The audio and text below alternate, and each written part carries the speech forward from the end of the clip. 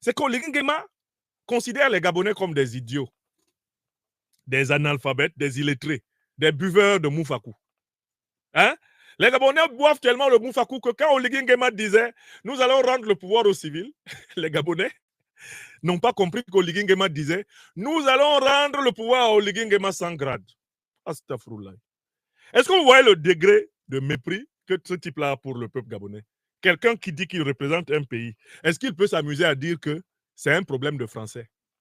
S'il y a un problème de français, lui, Oligui Nguema s'autoproclame académicien.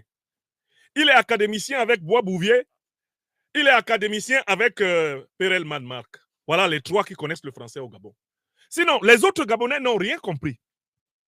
Les Gabonaises et les Gabonais qui ont compris que Oligui Nguema venait mettre en place une transition et après la transition, il organiserait à la manière, je ne sais pas, d'Amadou Toumani Touré, une élection pour que d'autres soient candidats. Ceux-là qui ont compris ça, Oligui dit qu'il retourne à l'école. Qu'il retourne à l'école parce que c'est un problème de français. La Gabonaise et le Gabonais seront Oligui Nguema sont des attardés linguistiques.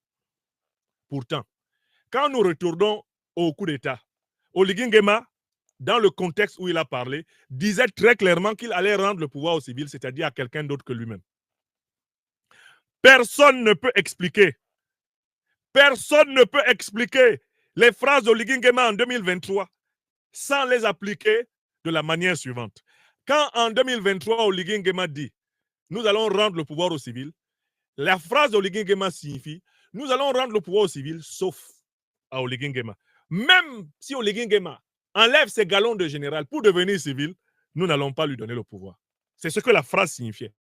Si mon peuple gabonais, là, ce n'est pas une bande et une masse totale d'idiots, les Gabonais savent très bien que c'est ce qu'Oligui Nguema a dit. Donc, l'interview commence par un grand mensonge et un grand mépris. Oligui Nguema pourrait faire valoir, je ne sais pas, un cas de force majeure qui l'a amené à changer d'avis. Il pourrait faire valoir une menace extraordinaire qui peserait sur le Gabon. Comme il n'y en a pas, comme il n'y a pas un cas de force majeure, comme il n'y a pas une menace, Oligui recourt dès l'ouverture de l'interview à un gros mensonge. Et comme il est face à des complices, personne ne lui rappelle le contexte sémantique de ses propos de 2023. Est-ce que vous avez compris? Vous êtes d'accord avec moi que l'interview a commencé par le mensonge? Quand ça commence par le mensonge, ça va finir par le mensonge. Car tout ce qui est du diable reste du diable d'un bout à l'autre. Le diable a beau se déguiser en ange de lumière. Satan, c'est Satan.